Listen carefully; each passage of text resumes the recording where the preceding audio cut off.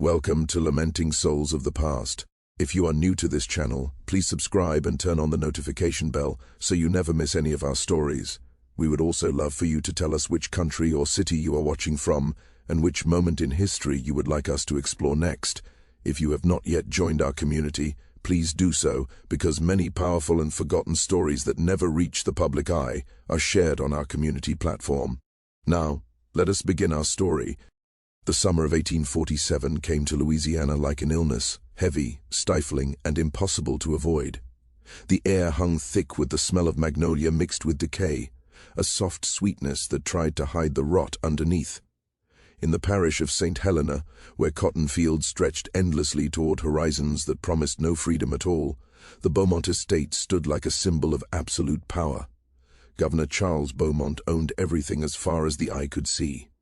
20,000 acres, 300 souls held in bondage, and a wife whose beauty was spoken of in parlors from Baton Rouge to New Orleans.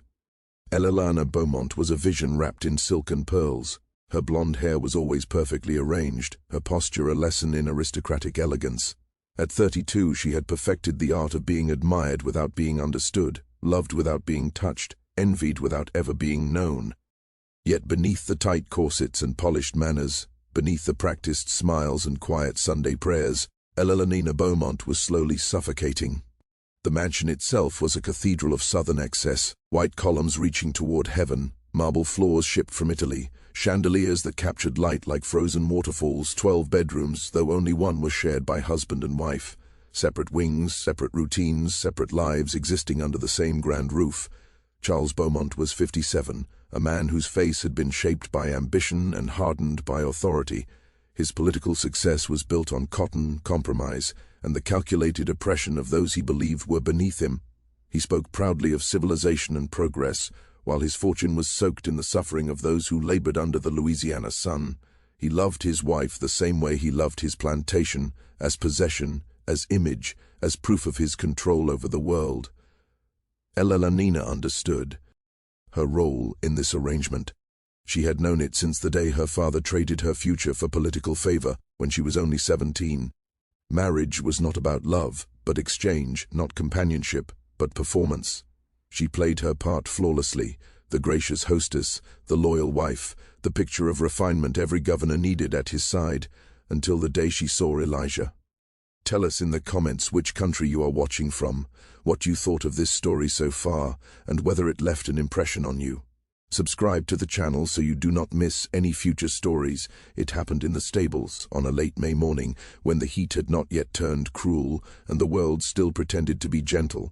Elelana had gone to inspect the new mare Charles had purchased, another acquisition, another display of wealth. She rarely entered the working areas of the estate. Her life was limited to gardens, parlors, and the crushing politeness of afternoon teas. But that morning, guided by a restlessness she could not explain, she walked past the rose garden, past the quarters where house servants lived, and toward the stables where field workers came for tools and repairs. He was shoeing a horse when she stepped inside. Elijah was 30 years old, though the records listed him only as property, item number 47, purchased in 1839 for $800. He stood 6 feet tall, his body shaped by labor that would have broken weaker men, his skin dark like Louisiana soil after rain. But it was his eyes that stopped Elelana where she stood. Eyes that did not lower, did not beg, did not perform the submission slavery demanded. He looked at her for 3 seconds that felt like a lifetime, then calmly returned to his work. Something fractured inside her chest, something she had sealed away so deeply she had forgotten it existed. She stood frozen, watching the careful precision of his hands, the way sweat traced slow lines down his forearms, the way he spoke. Softly to the horse in a voice without fear or anger, only a quiet strength that seemed impossible in a world built to crush it. "You," she said, her voice barely a whisper. "What is your name?" He did not look up. "Elijah, ma'am, Elijah," she repeated, and the name felt like both prayer and sin at the same time. She left without another word, her heart pounding against her ribs, her hands shaking inside her lace gloves. That night, she could not eat. She could not sleep. She lay beside her husband's heavy breathing and stared at the ceiling, seeing nothing except those eyes that refused to be owned, refused to be erased, refused to disappear. It should have ended there. In any sensible world, in any safe story, Elena Beaumont would have returned to her embroidery and social visits, and Elijah would have remained what the law said he was, a thing, not a man, certainly not someone who could matter. But the heart does not obey laws, and some longings once awakened cannot be forced back into silence. The second time they spoke was 3 days later in the rose garden. Elena had begun walking there early in the mornings, before the house woke, before the performance of her life resumed. She told herself she needed fresh air, needed quiet, needed anything except the truth pushing its way upward.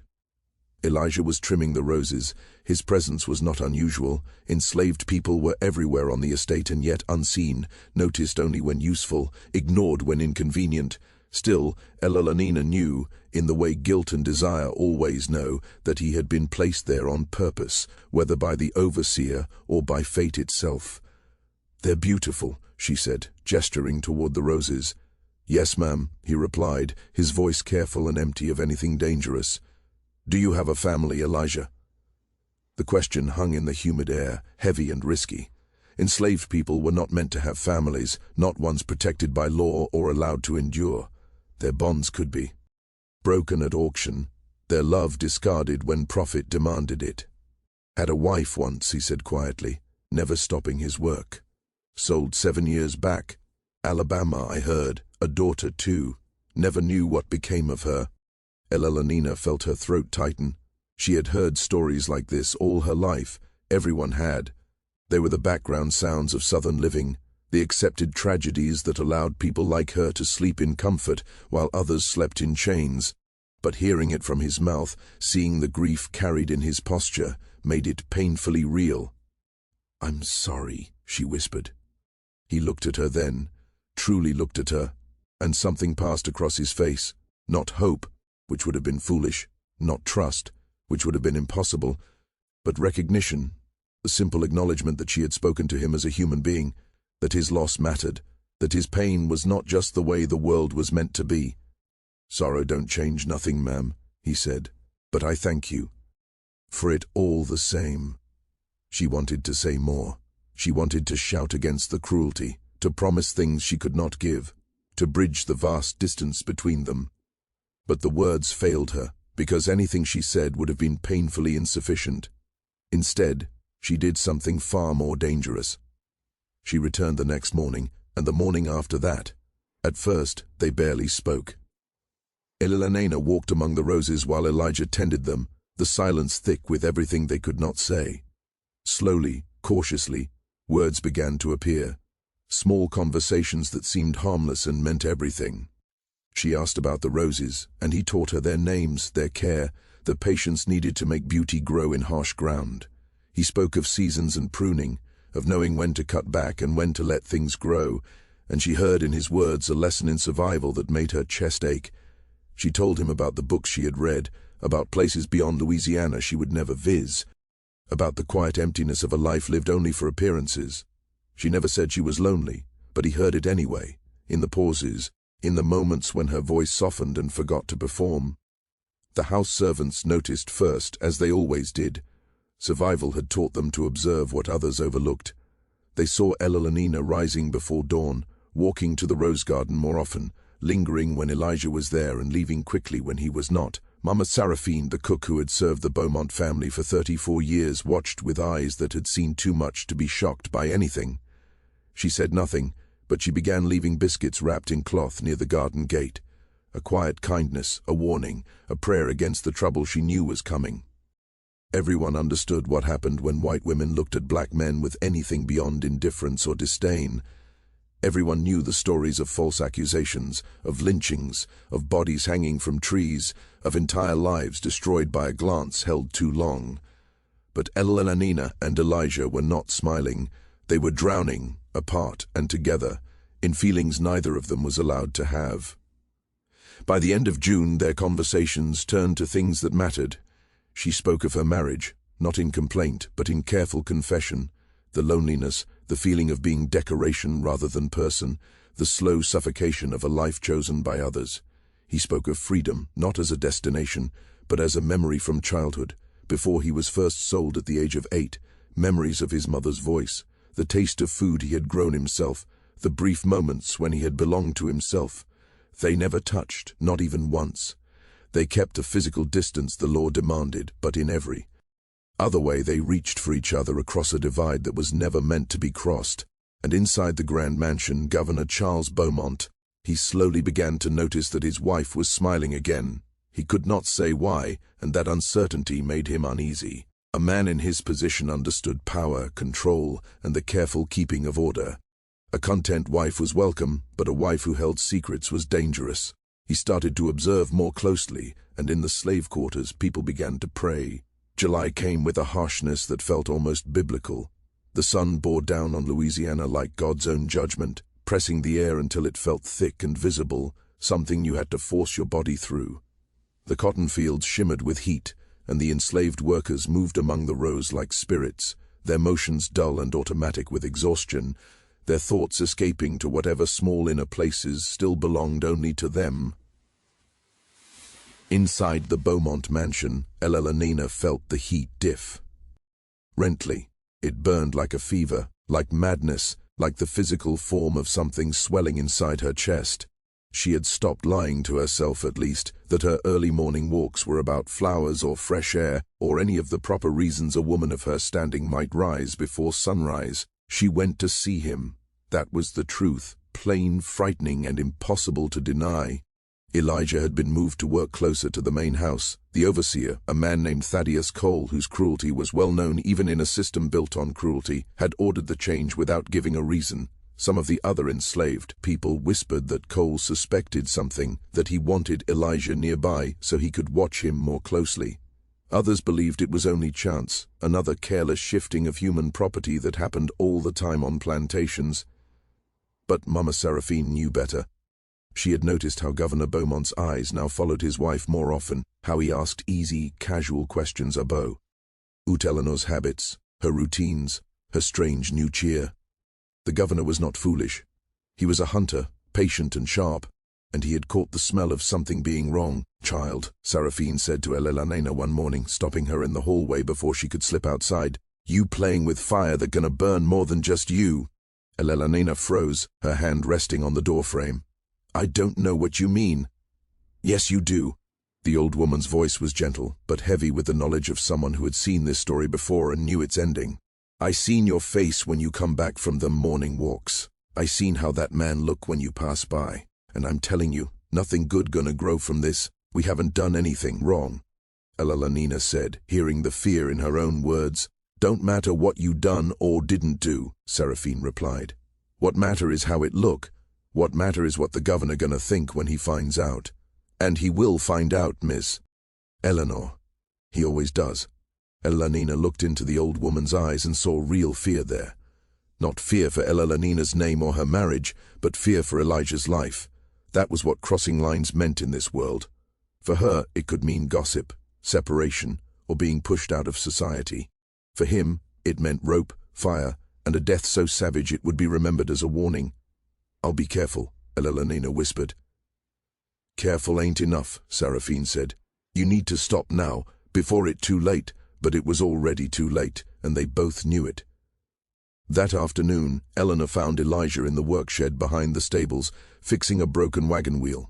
The space was dark and tight, heavy with the smell of oil and fresh wood. For the first time since their meetings began, they were truly alone. No garden paths, no open ground visible from the house.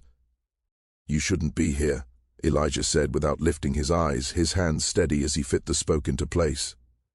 "They watching now. Company. They've been asking about me. Where I go, what I do, who I talk to." "I know," Eleanor said, her voice cracking just a little. Elijah set down his tools and finally looked at her. The shadows hid part of his face, but his eyes caught the thin light slipping through the cracks in the walls. "Then why you here?" She had no answer at first. How could she explain 15 years of marriage spent feeling like a fragile doll locked behind glass, admired but lifeless, until 3 months ago, when a man who was not allowed to be a man had looked at her as if she were real? How could she explain that for the first time she felt heard, known, valued not as a duty or decoration, but as a living person with hunger in her soul? "Because I can't stay away," she said at last, and the truth of it hung between them, holy and sinful all at once. Elijah was silent for a long time. When he spoke, his voice was low and careful. "You know what they do to men like me, even if someone just say we looked wrong at. Women like you, truth don't matter, who came to who don't matter. They tie him to a tree and they—" He stopped, his jaw tightening. "You understand what I'm saying? Yes, then you know I can't want this. Can't let myself want it. Wanting things ain't for people like me. It just make dying come quicker." Elelena stepped closer, then closer again. Her body shook, from fear or desire, or both tangled together. She could not tell. "What if I wanted enough for both of us?" "That ain't how the world works, Miss Elelena. My name is Elelena. Just Elelena. When we're alone, don't call me Miss anything. Let me just be a woman, just once. Just here." Something shifted in his face, a crack in the armor that enslaved people wore to survive. "You asking me to forget everything that keep me alive? Everything I learned since I was big enough to know my life don't belong to me? I'm asking you to remember you're human," she said softly, "that I'm human too, that this," she gestured, "bet. Wean them, this feeling, whatever it is, it's real, it matters, even if the world says it don't, even if the world says we don't." Elijah studied her, and she saw the fight in him between staying safe and the deep need to be seen, to matter, in a world that had spent his whole life saying he was nothing. "My daughter's name was Grace," he said at last. "I think about her every day. Wonder if she remember me. Wonder if she's still alive. Wonder if she think her daddy just left her, didn't fight hard enough, didn't love her enough." His voice broke. "I couldn't save her, couldn't save my wife, couldn't save myself. I wake up every morning in chains I can't see, but I feel them in every breath. And you standing here asking me to feel something, to want something, to be something else. You know how much that hurt?" Tears ran down Elelena's face. "I'm sorry. I'm so sorry. I never should have—" "I didn't say stop," he said quietly. The words fell between them like a spark in dry grass. "I die. Didn't say I don't feel it," Elijah went on, his voice rough with feelings he had buried for a lifetime. "Didn't say I don't see you when I close my eyes. Didn't say I don't hear your voice when I try to sleep. Didn't say I don't wake up thinking about how you listen to me, like my words got worth. I just said it hurt. But maybe—" He paused, something wild and desperate flashing across his face. "Maybe something's worth the pain." Elelena closed the space between them. Her hands reached for his before she could stop herself. His hands were rough, marked by labor and violence, and being used like a tool. Hers were soft, cared for, heavy with rings worth more than a life in the world that shaped them. When their fingers laced together, it felt like rebellion and ruin at the same time. They stood there for long moments that felt like hours, silent, barely breathing, holding on to each other across a line that was never meant to be crossed. She felt his heartbeat through his palm, felt the shake in his hands matching her own. "This is madness," she whispered. "They'll kill you if they find out. I can't protect you. I don't have real power. I'm just—" "You ain't just anything," Elijah cut in, his voice fierce. "You the only person in this whole world who see me as a person, that rarer than gold. Sometimes it feel more precious than freedom, just to be seen. You know how long it been since I felt that?" "Then see me too," Elelena said. "Please. Not the governor's wife, not the proper lady, just me, the person I was before they told me who I had to be." "I see you, Elelena," he said. Hearing her name like that, without title or distance, felt like being born into something new and terrifying. "I've been seeing you since that first day at the stables, seeing the loneliness you carry like I carry mine, seeing the cage you in, even if yours made of silk instead of iron, seeing how hungry you are for something real." "What are we doing?" she asked, unsure if she meant this meant or the path they had already started down. "I don't know," Elijah said. "But I'm tired of just surviving, tired of being dead inside so I can stay alive outside. If this the only time I get to feel human, to feel wanted, to feel like I matter to someone, even if it only lasts a minute, even if it cost me everything, maybe it's worth it." They were still holding hands when footsteps sounded outside the work shed. They broke apart at once, fear and habit moving faster than thought. Elijah grabbed his tools. Elalina straightened her dress, and when Thaddeus Cole stepped into the doorway, they stood 6 feet apart, a distance that looked proper between a mistress and a slave. There was nothing to see at first glance, only a woman who seemed to have wandered into the wrong place and a man who appeared fully absorbed in his duties. But Cole was not a simple man. His eyes moved back and forth, weighing the scene with the sharp judgment of someone who earned his living by spotting fear and guilt. He was 43, thin and hardened by years of authority, with a face that looked carved from stone rather than skin. A whip hung coiled at his belt, more a sign of power than something he needed to use. Everyone knew what he could do, and most days that knowledge alone kept order. "Good afternoon, Mrs. Beaumont," he said, his tone polite in a way that made the words sound dangerous. "May I help you find something?" "I was looking for the stable master," Elalina replied, keeping her voice calm even as her heart pounded loudly in her chest. "My mare has been favoring her left foreleg. Stable master's in the south barn, ma'am. This here is just the workshed. Nothing here that would interest a lady. Of course, my apologies." Elalina turned toward the door, forcing herself to walk slowly, holding on to the dignity expected of her position. As she passed Cole, she felt his stare like a hand pressing against her back, measuring her, judging her, saving the moment away for later. She did not look back at Elijah. That night, lying alone in her bed while her husband slept in his own chamber, Elalina stared up at the ceiling and felt the memory of Elijah's hands still wrapped around hers. She understood then what she had done, what they had done together. A boundary had been crossed that could never be uncrossed. They had felt something that left them both exposed, something that could ruin them entirely. And she knew, with the sharp certainty that comes when standing at the edge of disaster, that she could not stop. She would not stop. Whatever this was, love, madness, or the desperate defiance of two trapped souls, it had become more important than safety, more necessary than survival itself. In the slave quarters, Elijah lay on his thin pallet and pressed his fingers against his palm where her hand had rested, trying to remember the feeling before the world stripped it away. He knew what waited ahead. He had always known. Men like him were not given hap. Why endings? They were given ropes and fire, and their names were turned into warnings. But for a brief moment in that workshed, he had been fully alive, he had been noticed, he had mattered, and if that was all life ever gave him, he thought it might be enough to die for. Mama Seraphine, unable to find sleep, sat by her window and watched the main house in silence. She had seen this before, many years ago when she was young. A white woman and a black man forgetting the rules the world had set for them. It had ended in blood then, and it would end in blood again. She began to pray, though she was unsure what she was asking for. Their salvation, or a quick end. Mercy or justice. Forgiveness, or the strength to endure what was coming. Because something was coming. She could feel it thick in the air, heavy like the August heat rolling toward Louisiana like an army of flames. A storm was forming, and when it finally broke, it would swallow them all. August turned the Beaumont estate into an O. Then, the heat pressed down so hard that even the wealthy slowed their movements, hiding indoors, waving imported fans, while enslaved people labored in fields that shimmered like illusions. The cotton was ready, which meant 18-hour days beneath a sun that seemed intent on burning the land clean.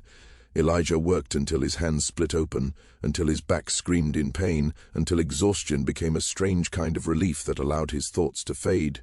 But even that could not erase Eleanor from his mind. She was everywhere, in the way light filtered through trees, in the sound of wind moving through magnolia leaves, in the ache in his chest that had nothing to do with work. Eleanor, meanwhile, had become someone she barely knew. The proper governor's wife who had once moved through life like a wound-up toy was gone. In her place was a woman who lived only for stolen moments. For brief meetings in the garden before sunrise, for the seconds she could glimpse Elijah from a window and know he was alive, that he was real, that he still existed. They could no longer speak. Not after Cole's interruption in the workshed. The overseer now watched them with the sharp focus of a hunter tracking wounded prey. He seemed to appear wherever Elalina went, a constant sign of threat and control. Elijah was sent to the farthest fields, the hardest tasks, the places where he could be seen and managed at all times. Being so near and yet so completely separated was its own kind of torture. seeing each other across distances that felt as wide as oceans. Elena felt it as a constant physical pain, a tight ache in her chest that no amount of laudanum or prayer could soothe. And so she did something foolish. She began to write letters. At first they were only a way to release the pressure building inside her, thoughts she could not speak, feelings she had no one to trust, confessions she dared not say aloud. She wrote late at night in her private sitting room by candlelight, her pen moving in soft curves across the page like prayers or secret maps. She wrote of her childhood, of the girl she had been before her father traded her future for influence. She wrote of her marriage, of the slow dying that came from a life without closeness or understanding. She wrote of meeting Elijah, of how something asleep inside her had woken, of the fear and thrill of feeling alive for the first time. She never meant to send them, not at first. But after 2 weeks of silence, of seeing him only from a distance, of the crushing loneliness that followed touching something real and then losing it, she could not endure it any longer. She found a way. There was a girl named Dinina, 16 years old, who worked in the main house as a chambermaid. She was small and quiet, clever in the way enslaved people learned to be clever to survive, attentive without appearing curious, present without being noticed, smart enough to understand the danger of white people's secrets. Elena Appa ouched her one evening while the household sat at dinner. "Dinina," she said softly, "I need your help with something." The girl's eyes widened with fear. When white people asked for help, it usually meant trouble, for the one asked or for someone they loved. "Yes, ma'am," Dinina answered carefully. Elena placed a folded letter sealed with wax into her hand. "I need you to give this to Elijah, the man who works in the fields. You know who I mean." Terror crossed Dinina's face. "Ma'am, Please," Elena whispered, her voice breaking. "I know what I'm asking. I know the risk. I have no one else. I need him to know something important. Mrs. Beaumont, if they catch me—" "They won't," Elena said quickly. "You're invisible to them. They never truly see you." The words left her mouth before she could stop them, and she heard the cruelty in their truth. "I'm sorry. I didn't mean it that way. I only mean you can move where I cannot. You can reach him when I can't. Please, Dinina." The girl stared at the letter like it was a snake, something that could strike and kill.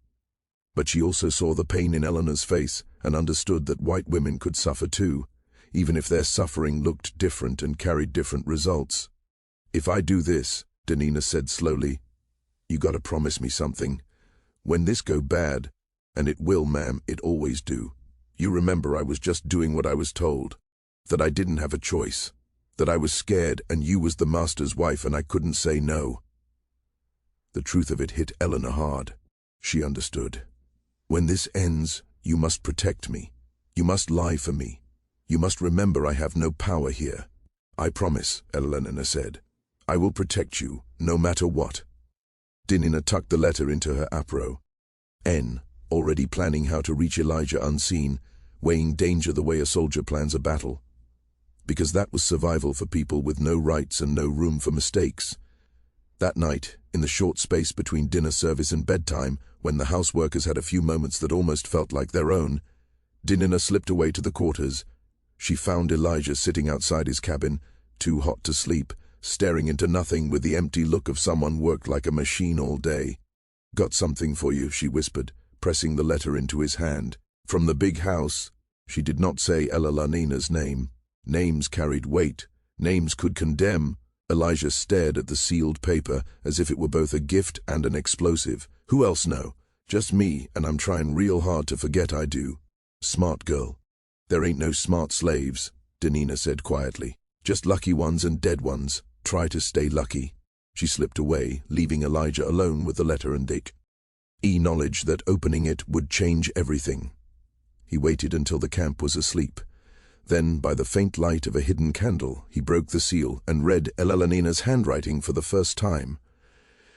"Elijah, I do not know if this will reach you. I do not know if you will want to read it if it does. But the silence is unbearable, and I need you to know what I cannot say aloud. I was already dead before I met you. I know how dramatic that sounds, but it is true. I moved through my days like a shadow, playing a role written by others, existing only for their needs. I had forgotten how it felt to want, to need, to feel anything beyond duty and fear. And then I saw you. Something stirred inside me, something I did not even know had been asleep. I know this should not be possible. I know what the world says about people like us reaching toward each other. I know the danger. God help me. I know the danger too well. Every second I think of you is a second where your life is put at risk. Knowing that feels like carrying heavy stones tied to my soul, but I cannot stop myself. I have tried again and again. I have prayed for control, for discipline, for the sense to let this madness die. Yet all that comes is more longing, more emptiness, more certainty that if I cannot see you, cannot hear from you, cannot know that you exist and sometimes think of me, then I return to being lifeless inside, and I cannot survive that. You said in the workshed that some things are worth the pain. Those words stay with me every day. I think about what it means to choose pain instead of numbness, danger instead of safety, feeling instead of simple survival, and I have begun to believe that this is what being alive truly means. Not just breathing, not just enduring one day after another, but choosing to feel even when feeling could ruin you.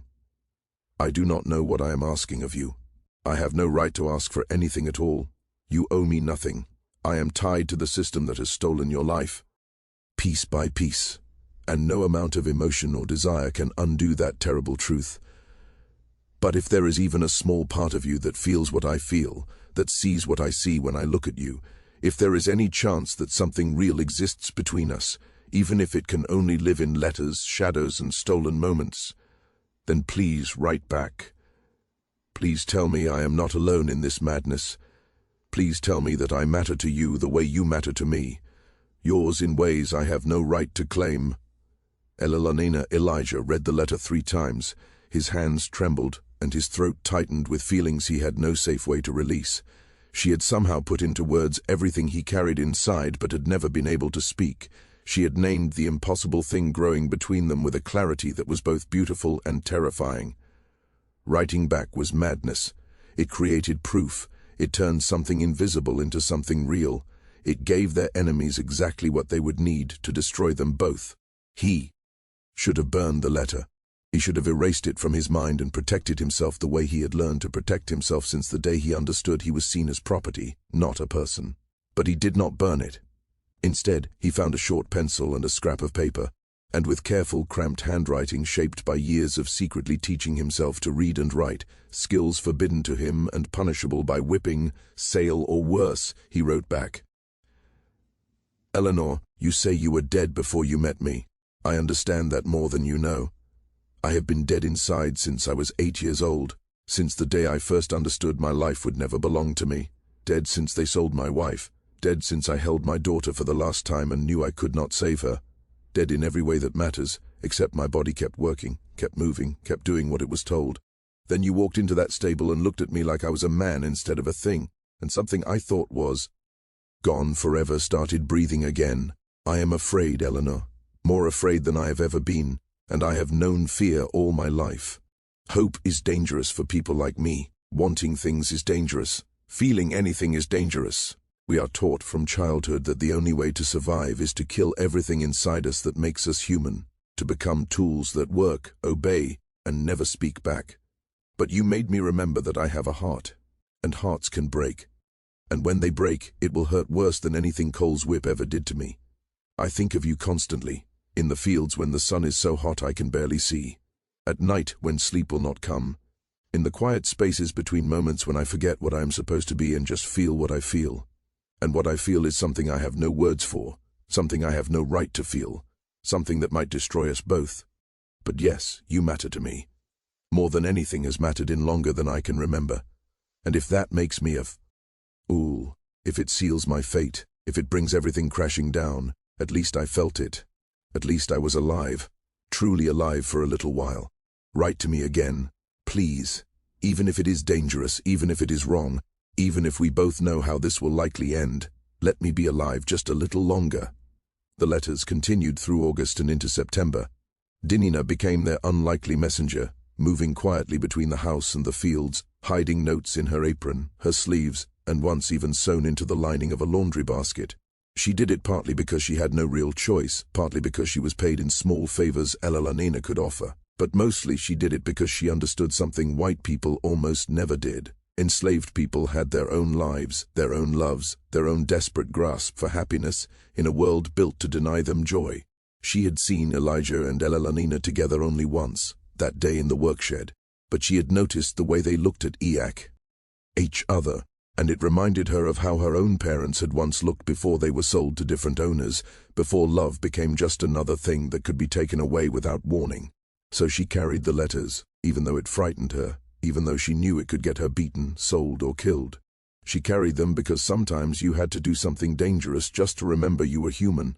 The letters grew longer, deeper, and more honest. Elanina wrote about her childhood, about her mother who died when she was 12, about the tight, suffocating rules placed on Southern women. Elijah wrote about his life before slavery, about broken memories from a childhood that felt like it belonged to someone else. They wrote about books Elanina had read and Elijah's longing to read freely. They wrote about dreams, about futures they would never be allowed to live, about worlds where they might simply be two people who cared for one another without law, violence, or cuss. Tom standing between them. They wrote about love, though they never used that word. It was too dangerous, too final, too much like a confession that could be used to destroy them. But it lived in every line, in every careful phrase, in every quiet message that said, "I see you, I know you, you matter." Then, in late September, everything changed. Governor Charles Beaumont found the letters. He had not been searching for them. He had entered Elanina's private rooms looking for her jewelry box key, needing to borrow a valuable necklace as a gift for a political ally's wife. Eleanor was visiting neighbors, and he took the rare opportunity to enter her chambers. Their marriage was one of appearance and convenience, not closeness. But when he opened the drawer of her writing desk, he found a folded piece of paper. Curious, because Elanina was usually careful and orderly, he opened it and read the first letter Elijah had written. For a long moment Charles Beaumont did not move. His face revealed nothing. He had built his political life on control, on never showing his thoughts until it benefited him. But behind that calm mask, something cold and cruel began to grow. He read the letter again. Then he searched the desk methodically until he found the rest, 8 letters in all, hidden in drawers and compartments. A secret exchange between his wife and his property, carried out under his own roof. He read every one, every word, every feeling that should not exist, every challenge to the order he had devoted his life to protecting. When he finished, Charles Beaumont folded the letters carefully, placed them inside his coat, and left the room. He walked through the grand foyer, past marble floors and crystal light, and stepped onto the veranda where the fields stretched far into the distance. He stood there for a long time, smoking a cigar and thinking. Some men would have exploded with anger. But Charles Beaumont was not that kind of man. He was a planner, a politician, one who understood that revenge was best served slowly and with precision. He would not rush. He would not act blindly. He would plan every step and make sure that when he moved against them, the damage would be complete and impossible to undo. This was not simply about a wife's betrayal or a slave's audacity. It was about power, about control, about the belief that some people owned others, that some lives mattered and others did not, that the world had a fixed order that must be protected at any cost. Eleanor and Elijah, through their feelings, had dared to suggest that this order was a lie, that all people were equally human, equally deserving of dignity and love. That was the true crime. Not sex, which had always existed across racial lines in the South, violent and one-sided and accepted as long as white men were the ones taking. No, this was different. This was mutual recognition. This was a slave being seen as worthy of a white woman's care. That threatened everything. Charles B. Beaumont crushed the cigar beneath his boot and went on his way, already planning how to burn their world to the ground. Elanina knew something was wrong the instant she stepped back into the house that evening. The silence felt strange, heavy and dangerous, like the air just before a storm breaks. The servants moved too fast through the rooms, eyes lowered, faces carefully empty, the kind of stillness that meant they knew something awful but dared not speak of it. Dinana found her in the upstairs hallway, her young face tight with fear. "Ma'am," she whispered urgently, "the governor, he been in your chambers. She could not finish, but she did not need to. Elanina understood at once. The letters. Her blood went cold. She had been careful, or she thought she had. She had hidden them well, or so she believed, but clearly it had not been enough, not nearly enough to keep them safe. Where is he now? Eleanor asked, surprised by how steady her voice sounded. His study. Been there for hours. Won't let nobody in. Eleanor went to her chambers first, moving quickly, her heart pounding hard in her chest. The drawer where she had hidden the letters was open and empty. She checked the other places anyway, though she already knew the truth. Nothing. Every letter was gone. For a moment she could not breathe. The room seemed to tilt, the world breaking into something unreal and terrifying. This was the end, she knew it without doubt. The letters were proof that could not be denied, words in her own hand that recorded everything. Yet her first thought was not for herself. Elijah. She had to warn him. She had to find a way to get word to him before Charles acted, because she knew her husband well enough to understand where his rage would fall. Not on her, not truly. White women could be excused, explained away, painted as weak or misled or unwell, but a black man who dared to reach above his place, who dared to care for a white woman, who dared to write words that claimed equality and humanity, there was no forgiveness for that. Only death. She found Dinina again. "You have to warn him," Eleanor said, gripping the girl's thin shoulders. "You have to tell Elijah to run, tonight, now, before it's too late." Dinina shook her head, tears spilling down her cheeks. "Too late, ma'am. Cole and 3 other men already went to get him. The governor sent them an hour ago." Eleanor felt the ground vanish beneath her. "No, no, God, no!" She ran down the stairs, through the house, and out into the warm September night. Her dress caught around her legs, her carefully arranged hair coming loose, all sense of proper behavior forgotten. She ran toward the slave quarters, toward where they would have taken Elijah, toward whatever horror was waiting there. She saw them before she reached the quarters. A group of men gathered near the overseer's house, torchlight cutting through the dark. Shah! Pez of violence thrown in fire and shadow. Cole stood at the center. Beside him, hands tied behind his back, face already bloodied, was Elijah. "Stop!" Eleanor screamed, her voice raw and breaking. "Stop this right now!" The men turned, surprise and something like shame crossing their faces. A white woman running through the slave quarters, hair wild, dress torn from her rush across the grounds. It was improper, shocking, a clear violation of every rule that governed Southern womanhood. Cole's face twisted into something cruel and pleased. "Mrs. Beaumont, you should return to the house. This ain't something a lady needs to see." I said stop. Eleanor pushed into the circle, her chest heaving, her eyes locking onto Elijah's face. He looked at her with an expression that shattered her heart. Not anger, not surprise, but a quiet sadness, a sense that he had always known this was how it would end, and was almost relieved it was finally here. "Eleanor, go back," he said softly. "Don, make this worse.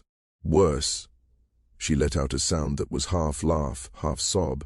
"How could this be worse? That's enough." Charles Beaumont's voice cut through the night like a blade. He approached from the direction of the main house, walking slowly, deliberately, his face set in cold fury. Eleanor returned to the house at once. No, the word hung in the air, sharp and explosive. Wives did not refuse their husbands. Women did not defy men, especially not in public, and never in front of enslaved people who might begin to imagine resistance was possible. Charles stepped closer, his voice low and threatening. "You will go back inside, or I will have you carried there. Do not test me." "Then have me carried," Eleanor said. She was shaking, but her voice held firm. "Because I am not leaving him." For a moment, something flickered across Charles's face, shock perhaps, or the realization that his wife had become someone he no longer recognized, someone capable of defiance he never belie. Eved possible. "Do you understand what you've done?" he asked tightly. "Do you understand the scandal, the humiliation, the destruction of everything I've built? I understand that I fell in love with a man who is kinder and more honest than you will ever be," Eleanor said. Once the words were spoken, she felt strangely light, as if telling the truth was its own kind of freedom. "I understand that I spent 15 years being your ornament, your proof of refinement, your pretty possession.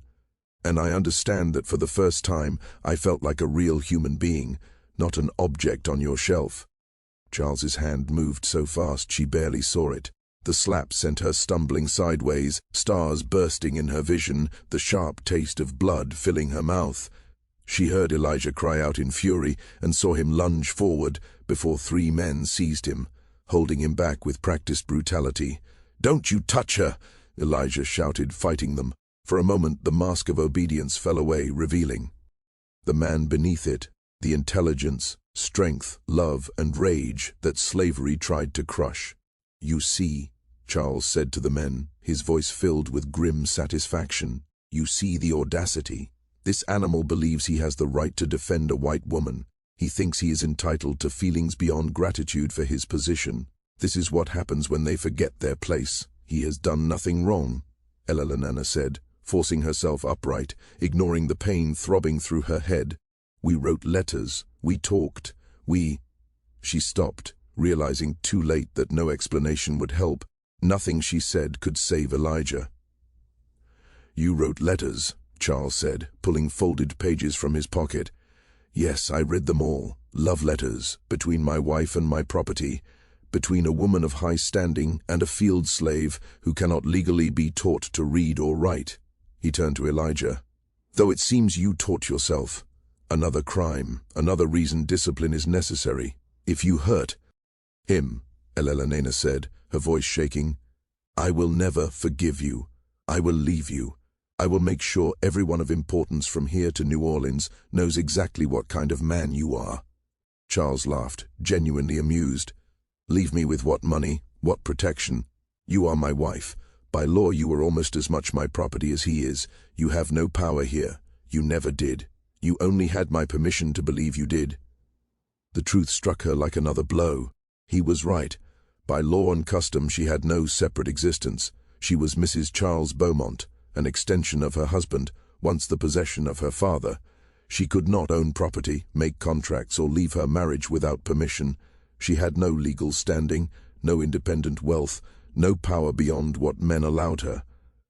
She had always known this in theory, but facing it now, understanding how trapped she truly was devastating. "This is what will happen," Charles said, his voice calm, like a judge passing sentence. "You will be sent to your sister's home in Charleston for 6 months. We will say you suffered a nervous collapse. People will gossip, but they will accept it. When you return, you will be obedient, silent, grateful that I did not divorce you and destroy what little reputation you have left." He turned to Elijah. "As for you, you have committed serious offenses. Teaching yourself to read, writing to your master's wife, pretending to be more than you are. Such crimes usually earn death, but I have something more suitable." Elelonena's stomach twisted. Death would have been terrible but quick. The way Charles spoke promised something worse. "I am selling you," Charles said, watching Elijah closely. "Tomorrow morning, to a cotton plantation in Mississippi, the Hendricks place." Even in the torchlight, Elelonena saw Elijah's face go pale. Everyone knew of that plantation. It was a slow death disguised as work. Most survived only 3 years. "You can't," Elelonena whispered. "Charles." Please." "I can, and I will," he replied. "He will be worked to death, slowly, with plenty of time to think about his mistakes. And you, my dear wife, will spend the rest of her life knowing that her selfish choices, her failure to control her raw emotions, had led straight to his ruin." "No." Elelonena rushed toward Charles, but Cole caught her, his grip hard and bruising on her arms. "You are a monster, a true monster. He is innocent. We did nothing except write letters and feel things we could not stop ourselves from feeling." "Innocence and guilt are not judged by emotions," Charles replied flatly. "They are judged by order, by the laws of God and man that separate the civilized from the wild, the master from the slave. You broke that order, both of you did, and order must be restored, whatever the price." He motioned to Cole. "Take him to the holding cell. Make sure he is prepared for transport at first light." As for Mrs. Beaumont, he looked at Elelonena with something that could be pity, if there had been even a trace of warmth in it. "Take her to her rooms and lock the door. Guards are to be posted. She is not to speak to anyone until her carriage leaves for Charleston tomorrow afternoon." "I hate you," Elelonena said, her voice steady and final. "For the rest of my life, no matter how long it is, I will hate you with every breath I draw." "I can live with that," Charles answered, "as long as you do it quietly and without any more scandal." They pulled Elijah away. He did not resist. What was the point?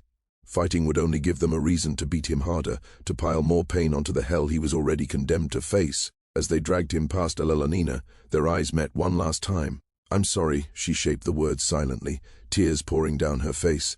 He gave a small shake of his head, as if to say there was nothing to forgive, as if he would choose it all again, as if the short time of being seen and valued had been worth whatever they would make him suffer. Then he was gone, swallowed by the dark, and Elelonina was being pulled back toward the house, her sobs ringing through the thick, damp night air. Locked in her room, watched and trapped, Elelonina fell to the floor and cried until there were no tears left in her. She had ruined him, her emotions, her need, her refusal to accept the cage of her life. She had sentenced him to death, not a fast one but a slow and brutal end, worked down to nothing under the Mississippi sun. She had loved him, and that love had turned into destruction.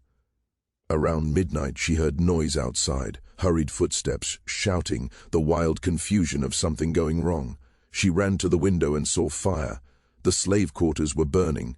Not the main house, but the smaller buildings, the sheds, the holding cell where Elijah should have been. Flames climbed high into the sky, painting everything in orange and red and terror. Elelonina stood with her hands pressed to the glass and understood that some Eon had chosen freedom through fire over a slow death in Mississippi. Whether it was Elijah himself or others who had decided to help him, she would never know. But she prayed, with a fierce intensity that shocked her after years of barely believing in God at all, that he had escaped, that he was running through the dark towards something better, that somehow he would live. The fire was brought under control within the hour. The main house was never truly threatened, but in the smoke and chaos one truth became clear. Elijah was gone. The holding cell was empty, the lock smashed from the outside. There was no sign of him anywhere on the property. Dogs were sent to track him, but rain began to fall just after midnight and washed away his trail. Patrols were organized, rewards offered, messages sent to nearby plantations and towns. But Elijah had disappeared into the night like smoke, like a ghost, like someone who had never existed at all. Charles raged, but there was little he could do. An escaped slave was a financial loss, but not an unheard of one. It happened. The punishment would be horrific if Elijah were caught, but for now Charles had larger worries. He had to control the story, protect his political future, and make sure his wife's disgrace did not destroy everything he had built. Elelonina was sent to Charleston the next day, as planned. She went without protest, empty and numb, as if all life had been drained from her. The letters were burned, the proof erased, the story rewritten into something safer.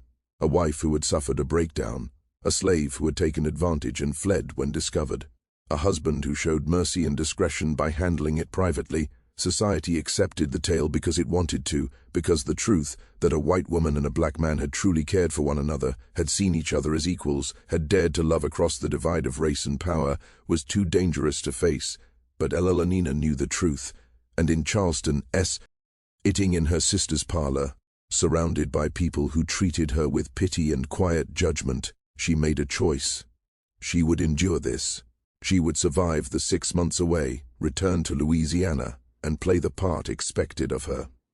But she would never forgive, and she would never stop searching for signs that Elijah had lived, that he had reached the north, that somewhere in this wide country he was alive and free and remembered her. It was a fragile hope, but it was all she had. In the Mississippi swamps, moving only at night, guided by the North Star, drinking from streams and eating whatever he could steal or catch, Elijah kept going. His body was weak from the beating Cole had given him before the fire. His hands were torn and bleeding from breaking the lock on the holding cell, a lock already weakened by someone he never learned the name of, someone who had chosen to help him despite the danger. But he was alive, and he was free. Each night before sleeping in whatever hiding place he could find, he thought of Elelonina, of her face and her voice, her letters, the brief and impossible thing they had shared. Some loves, he thought, are worth dying for, but this one might be worth living for. So he kept moving north toward a freedom he had never known, carrying her memory like a small flame in the dark. 6 months turned into a year. Then 2. Elelonina returned from Charleston in the spring of 1848.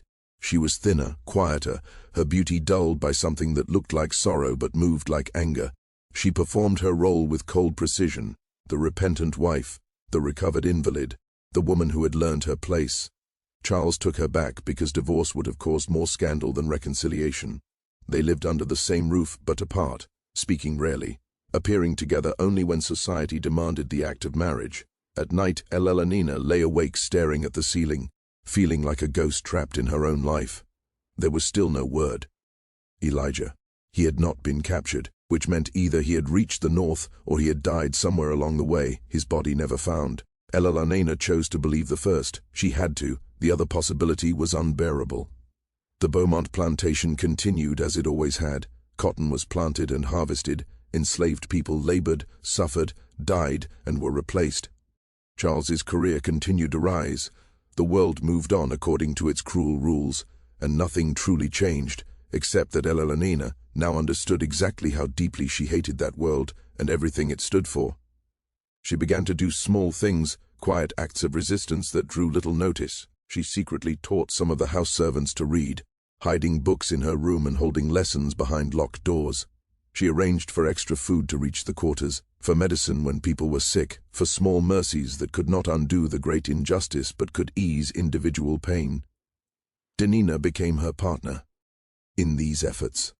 The girl who had once carried letters had grown into a woman of 20, sharper, more careful, but still willing to risk herself for brief moments of defiance against the system that owned her. "You think he made it north?" Denina asked one afternoon in late 1849, as they sorted through Elelonina's dresses, pretending to organize while really stealing time to talk. "I have to believe he did," Elelonina said. "I have to believe it all mattered." "Maybe it did," Denina said softly. "Maybe trying was the thing that mattered. Maybe feeling human for a moment was worth it, even if it ended badly." Elelonina studied the young woman, still so young, still trapped, still finding ways to live with pride and sharp intelligence and a stubborn refusal to be crushed. "You're wiser than your years, Denina. Ain't about wisdom, ma'am. It's about what you gotta tell yourself to get through the day." The years kept moving forward. 1850, 1851. The country was slowly tearing itself apart over Slav. Eerie, though many pretended nothing was wrong. The Compromise of 1850 covered the cracks without fixing them. Tension buzzed through the South. As more enslaved people escaped north, as white abolitionists grew louder, as an economy built on human suffering began to strain, Charles became more fearful. He worried about rebellion, about northern influence, about holding power through harsher control. Coal was given free hand to terrorize the workers. Punishments grew crueler. The quarters became a place ruled by fear. Elelonina watched with horror and helpless anger. She had no real power to stop it. Her small kindnesses were tiny drops in a vast sea of cruelty. By living in this house, on this land, within this system, she was complicit in the grinding destruction of human lives for profit. The guilt ate at her, but so did rage. Beneath both, one question returned again and again. What would Elijah want her to do? If he lived, if he was free, if he ever thought of her, what would he want? Her to leave behind? In the winter of 1852, Elelonina made another choice. She began to write everything down. She recorded the names of the enslaved people on the plantation, their lives, their families, the wrongs done to them. She documented Cole's cruelty in careful detail. She noted Charles's business, his handling of public affairs, his deep political corruption, the ways he held power through violence and fear. She did not know what she would eventually do with all this knowledge. Still, she collected it, sorted it, and hid it with care in places no one would ever think to search. It was dangerous work.